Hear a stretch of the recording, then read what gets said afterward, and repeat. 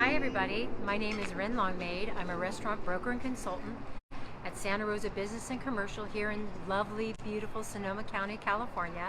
And I'm the founder and host of this show, Deep Dish Live, where we explore the business of restaurants for restaurateurs, restaurant buyers and sellers, and the restaurant curious.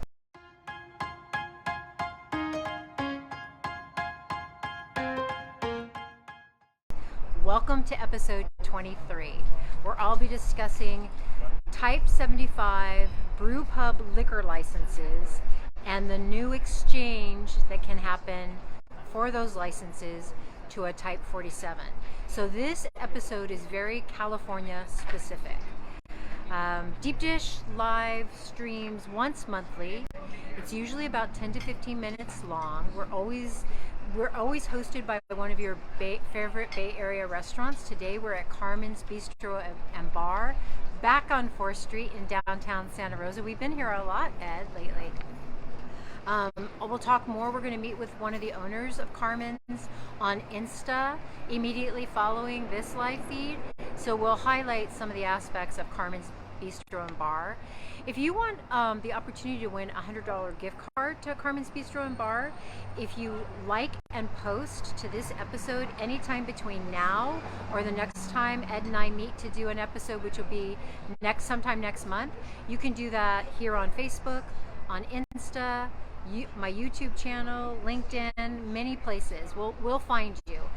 You can win the gift card. Let's see. That one's to Zimi. This is the gift card to Carmen's, $100. And then later in this episode, we're going to announce the winner to Zimi Pizza, which is where we were not last month because we didn't stream last month, but the month before. Okay, so should we get started? Okay, let's go inside a little bit. So, Type 75 liquor licenses. They are a brew pub license. One of the reasons that we're here at Carmen's today is because they operate with a Type 75 license. So as of January 1st, in the state of California, very exciting news for my restaurant industry. Holders of that Type 75 license can exchange it for a Type 47 license. Now, a Type 47 license allows restaurants to serve food and serve full alcohol.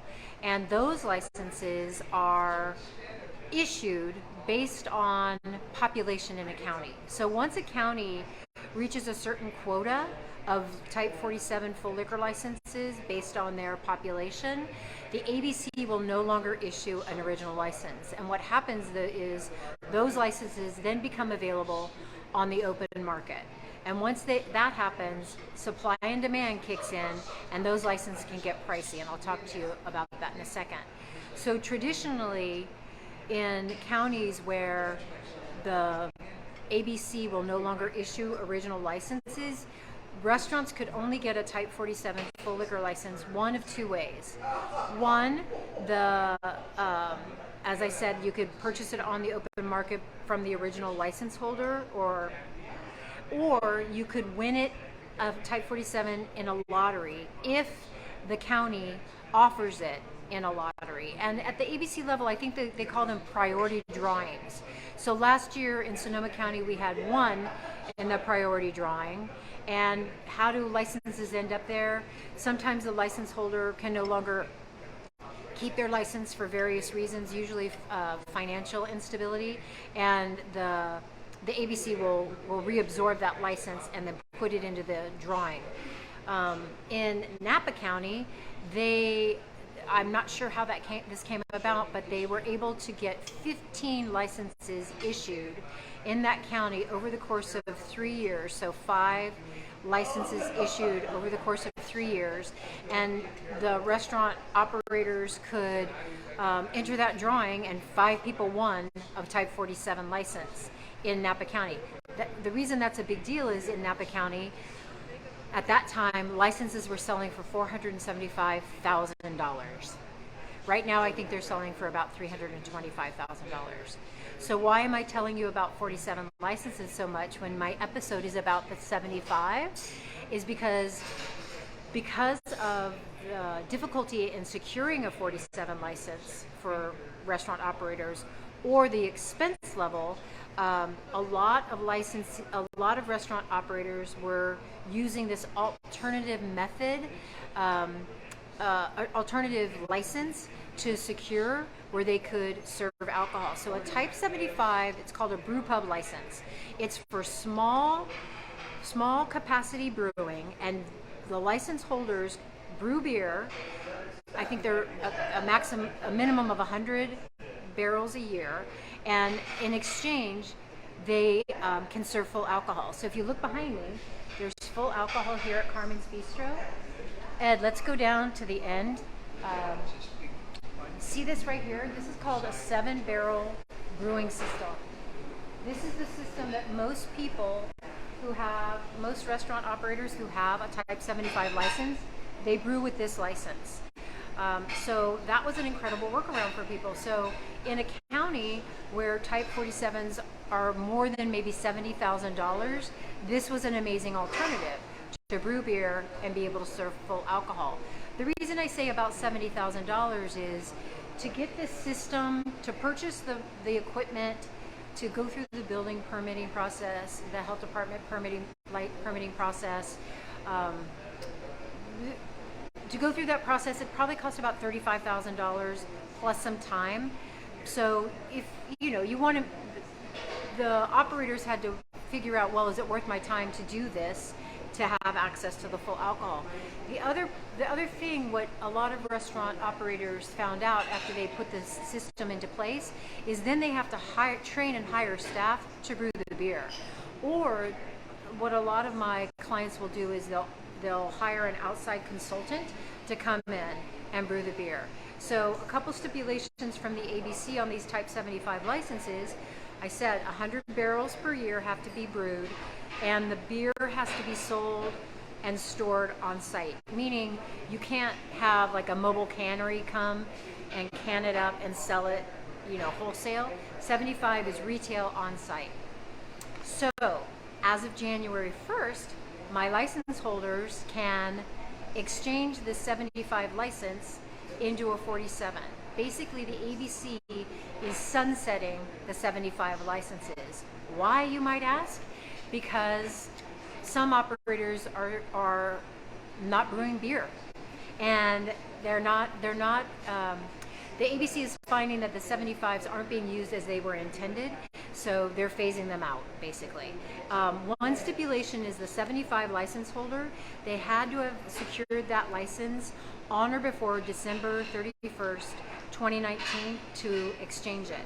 So here's the type of things that can happen for my 75 license holders. So Jaime, who you're going to meet on Instagram immediately following this, he's one of the co-owners here, they could choose to exchange the license and keep it here. So if they did that, it would cost them about $20,000 with the ABC. You have to pay for the $17,000 license, original license for the 47, plus some fees and expenses. It shakes out to be about $20,000. Then they could operate with a Type 47. They could sell off this brewing equipment to an outside vendor. And then you see what they've done here? The person who initially established this brewing system, they took up some valuable dining room space, and a lot of my operators did that because the 75 brewing generally happens after a restaurant's operating, so they had to find space to put the system. So if like Carmen's decided to do the exchange and keep the license in-house, they could reabsorb this space back into the dining room. Very valuable space.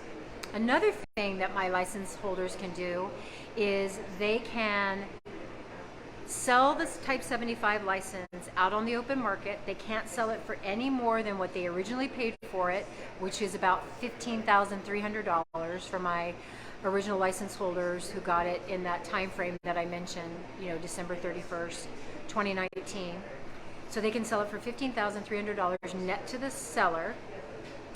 The buyer can then exchange that license in the transfer process, and then on their premises, they can put a Type 47 license and not have to brew beer. So the cool thing about this too is my license holders, my 75 license holders, even if they have surrendered their license, I know surrendered sounds like they gave it up, but in terms of the ABC, surrender means that it's on hold. It's basically on hold. So I have some clients who I have a client who won a Type 47 license in the lottery. They had a 75, so they surrendered, they put on hold their Type 75, they put their 47 on the premises. That surrendered license, they can now sell it on the open market for $15,300. The buyer can then exchange it at the ABC during the transfer process and put a 47 on their premises. Now, those licenses, those 47s, they can never appreciate, right? 47s are generally an appreciable asset. Like I said, they can get up. In Sonoma County right now, a Type 47 license on the open market is selling for about $210,000, $220,000. The licenses that happen in this exchange, they can never be sold for more than that $17,000, the original license price. So one of the takeaways here is not all licenses are created equal. So one quick thing, those licenses that I mentioned that were auctioned off, they entered in the lottery in Napa County. Napa County's that way, that's why I'm pointing. Napa's to our east. Those licenses also can never be sold for more than their original license. So in Napa County, where licenses are $325,000, if the holders of those lottery licenses, first they have to hang on to them for a minimum of 2 years. If after 2 years they want to sell that license, they can never sell it for more than $17,000. Every license is different, and they're becoming more and more different. It's a very dynamic playing field right now. The last thing that I want to talk about is, for sellers, not all buyers are created equal. So let's say a buyer comes to buy a Type 75 license. Those buyers need to have a premise to put it on. They sometimes, most of the time, Type 47 licenses require a conditional use permit. In downtown Santa Rosa, thank you, Santa Rosa. Downtown Santa Rosa, you can place a 47 without going. It can be quite an arduous process to get a conditional use permit for a Type 47 license. Those can be, what do they call it? Like a public hearing would be required for it. So there's that. The seller's going to want to make sure the buyer has a premises to put it on. What else? That might be it. So that's really all I have to say. I have been in communications with the ABC at the district level and at the state level as soon as I found out about what was happening with these Type 75s, getting all this information. So for my California residents and restaurant operators, I hope this episode was really meaningful for you. If you have any questions, DM me. You can find me. Just Google Ren Longmaid. You'll find me. So I want to remind my viewers, my name is Ren Longmaid. I'm a restaurant broker consultant at Santa Rosa Business and Commercial. I'm the founder and host of this series, Deep Dish Live, where we explore the business of restaurants for restaurateurs, restaurant buyers and sellers, and the restaurant curious. And our winner of the Zimi Pizza gift certificate is Carolyn Bell. She's my friend and colleague. She's the owner. She and her husband own Nick the Greek up in Cottingtown. Carolyn, I'll make sure you get this. One thing I want to say about Zimi Cafe is for sale. It's a compact, recently permitted with the health department, super cute location, priced very reasonably. It's one of my listings. It's a very hot listing. If you're interested in that, also find me on Facebook or through a quick Google search. Until next month, I'd like to say thank you so much for listening to my episode. If you want to support me, and I hope you do, like or comment to this Facebook post. Even better, hop on over to YouTube and subscribe to my YouTube channel. Until next month, bye-bye.